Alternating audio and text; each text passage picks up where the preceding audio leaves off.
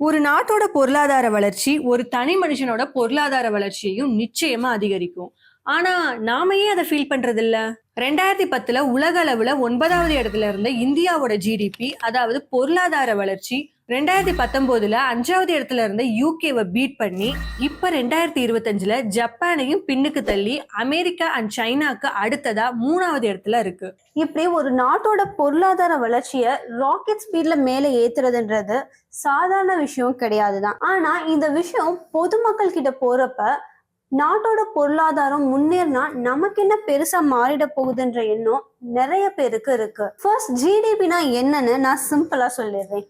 இப்ப ஒரு நாட்டோட விவசாயத்துல இருந்து 100 ரூபாய் வருதுன்னு வச்சுக்கலாம். அதே மாதிரி தொழிற்சாலைகள், அதாவது கார், டிவி அண்ட் சிமெண்ட் மாதிரியான ஃபேக்டரிஸ்ல இருந்து ஒரு 200 ரூபாய், and bank, IT, hospital, schools and college இந்த மாதிரியான சர்வீஸ் செக்டரோட வருமானம் 300 ரூபாய்.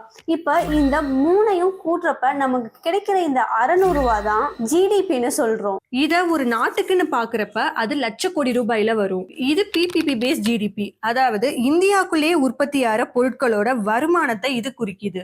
இதுவே நாமினல் பேஸ் ஜிடிபின்றது ஒவ்வொரு நாட்டோட வருமான பணத்தையும் டாலர்ல மாத்தி எல்லா நாடுகளோடையும் கம்பேர் பண்ணி எந்த நாடு அதிக ஜிடிபில இருக்குன்னு பாப்பாங்க. இதுல இந்தியா 2025 எடுத்த ஐஎம்எஃப் டேட்டா படி 4வது இடத்துல இருக்கு. இப்படி ஐஎம்எஃப், வேர்ல்ட் பேங்க், யுஎன் மாதிரியான அமைப்புகள் எல்லாம் ஒவ்வொரு நாட்டோட உற்பத்தி, விலையேற்றம், பண மதிப்புன்னு இதை எல்லாத்தையும் கணக்கு பண்ணி ஒவ்வொரு வருஷமும் இந்த குளோபல் ஜிடிபி ரேங்கிங்கை ரிப்போர்ட் பண்ணுவாங்க. சரி, இப்ப நான் சொன்ன இந்த விவசாயம், தொழிற்சாலைகளோட வருமானம் எப்படி ஒரு நாட்டோட வருமானமா மாறுது? இதை புரிஞ்சுக்க சிம்பிளா இப்போ ஒரு பேங்க் செக்டாரை எடுத்துப்போம். பேங்கோட லாபத்துல இருந்துதான் அங்க வேலை பார்க்குறவங்களுக்கு சம்பளம், அண்ட் அந்த பிரான்ச்சோட ரெண்ட், ஐடி கம்பெனிஸ்க்கான சாஃப்ட்வேர் சார்ஜ், செக்யூரிட்டி, ஹவுஸ் கீப்பிங்னு எல்லாருக்குமே அந்த பணம் போகுது.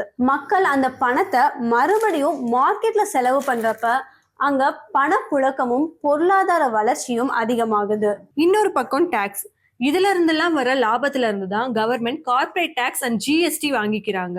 அந்த பணத்தை வச்சுதான் ரோட் போடுறது, கவர்மெண்ட் ஸ்கூல்களுக்கான செலவு, உதவித்தொகைன்னு எல்லா செலவுகளையும் பண்ணியாகணும். ஆனா இதெல்லாம் சரியா பண்றாங்களா அப்படின்றதுதான் இங்க பெரிய கேள்வியா இருக்கு. அதே மாதிரி ஒரு நாட்டோட வருமானம் அதிகரிக்கிறப்போ அதோட பங்கு அந்த நாட்டுல இருக்கிற எல்லாருக்கும் சரிசமமா போய் சேர்ந்தா நிச்சயமா ஒவ்வொரு தனி மனுஷனோட பொருளாதாரமும் உயரும். ஆனா இந்த பங்கு IT, finance and capital intensive industries, அதாவது லேபர்ஸ் அதிகமா தேவைப்படாத பெரிய பெரிய மெஷின்ஸ் அண்ட் டெக்னாலஜிஸை மட்டும் நம்பி இருக்க துறைகளுக்கு தான் அதிகமா போகுதே தவிர அடித்தட்டு மக்களுக்கு கிடைக்கிறது இல்லை. ஆனா நிதி ஆயோக் கொடுத்த national multi dimensional poverty index report 2005 இருந்து 2019-21 வரை 13 கோடி மக்கள் பலதரப்பட்ட வறுமையில இருந்து வெளிவந்ததா சொல்லுது. அதே மாதிரி கிராமப்புறத்துல இருந்த வறுமை விகிதம் 32.6 இருந்து 19.3%, நகர்ப்புறங்கள்ல 8.7 இருந்து 5.3% குறைஞ்சிருக்குன்னு ஸ்டாட்டிஸ்டிக்ஸ் சொல்லுது.